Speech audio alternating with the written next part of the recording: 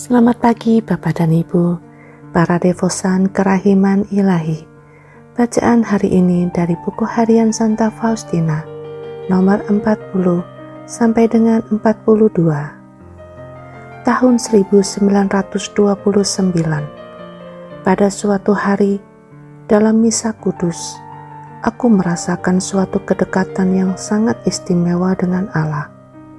Meskipun aku berusaha untuk menghindarinya dan melepaskan diri dari Dia. Pada beberapa kesempatan, aku telah lari dari Allah karena aku tidak ingin menjadi korban roh jahat. Karena orang-orang lain telah berkata kepadaku lebih dari satu kali bahwa begitulah halnya. Dan ketidakpastian ini berlangsung agak lama. Dalam misa kudus sebelum komuni, kami harus membarui kaul.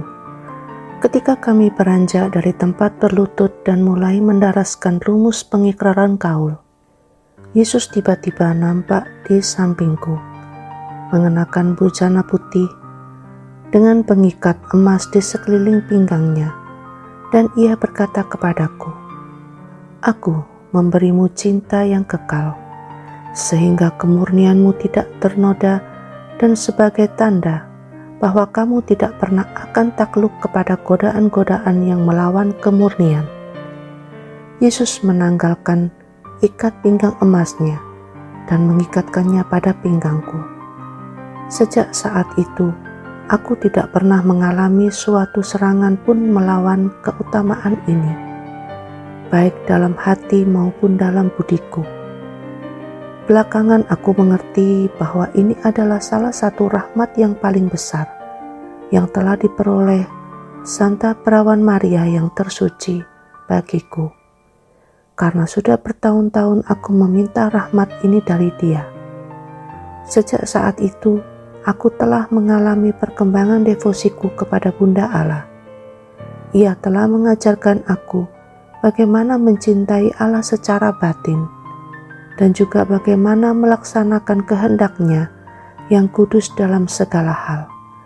Oh Maria, Engkau adalah sukacitaku, sebab lewat Engkau Allah turun ke bumi dan ke dalam hatiku.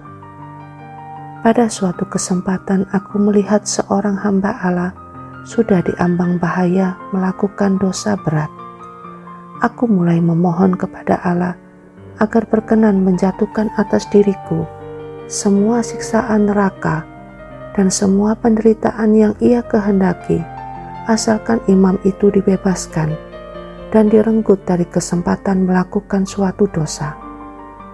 Yesus mendengar doaku, dan seketika itu juga aku merasakan suatu mahkota duri menancap di kepalaku. Duri-duri itu menembusi kepalaku dengan kekuatan besar langsung ke otakku. Kesakitan ini berlangsung selama 3 jam. Tetapi hamba Allah itu dibebaskan dari dosa dan jiwanya diteguhkan oleh rahmat Allah yang istimewa. Pernah pada hari Natal, aku merasakan kemahakuasaan dan kehadiran Allah yang menyelubungi aku.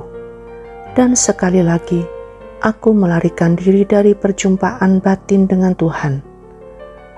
Aku minta izin kepada Mother Superior untuk pergi ke Josephinek untuk mengunjungi suster-suster di sana.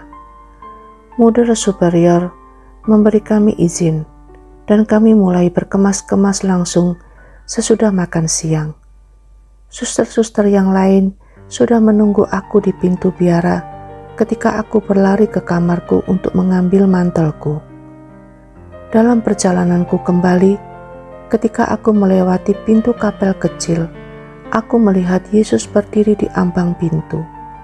Ia berkata kepadaku, "Pergilah, tetapi aku mengambil hatimu." Tiba-tiba aku merasa bahwa aku tidak mempunyai hati di dalam dadaku. Tetapi para suster memperolok-olok aku bahwa aku berat hati untuk pergi, sambil berkata bahwa saatnya sudah terlambat. Maka aku buru-buru pergi bersama mereka. Tetapi suatu perasaan tidak nyaman menyelubungi hatiku. dan suatu kerinduan yang aneh menyerang jiwaku. Meskipun tidak seorang pun tahu apa yang sedang terjadi dalam diriku kecuali Allah. Sesudah kami tiba di Josephinek, baru beberapa menit aku berkata kepada para suster, "Mari kita pulang." Para suster minta sekurang-kurangnya istirahat sejenak, tetapi hatiku tidak tenang. Aku menjelaskan bahwa kami harus kembali sebelum hari gelap, dan karena jarak yang harus kami tempuh agak jauh, serta-merta kami berangkat pulang. Ketika Mudra Superior berpapasan dengan kami di lorong biara, ia bertanya kepadaku, apakah suster-suster ini belum berangkat, atau malah sudah kembali? Aku berkata bahwa kami sudah kembali karena aku tidak ingin kembali di petang hari. Aku menanggalkan mantelku dan langsung pergi ke kapel kecil. Begitu aku masuk, Yesus berkata kepadaku, "Pergilah ke Mudra Superior dan katakan kepadanya bahwa engkau kembali bukan untuk sampai di rumah sebelum gelap, tetapi karena aku telah mengambil hatimu."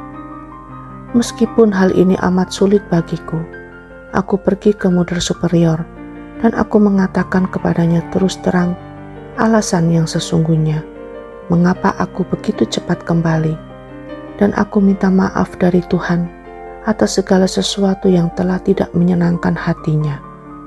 Maka Yesus memenuhi hatiku dengan sukacita yang besar. Aku mengerti bahwa lepas dari Allah tidak ada kepuasan dimanapun. Yesus, Engkau andalanku.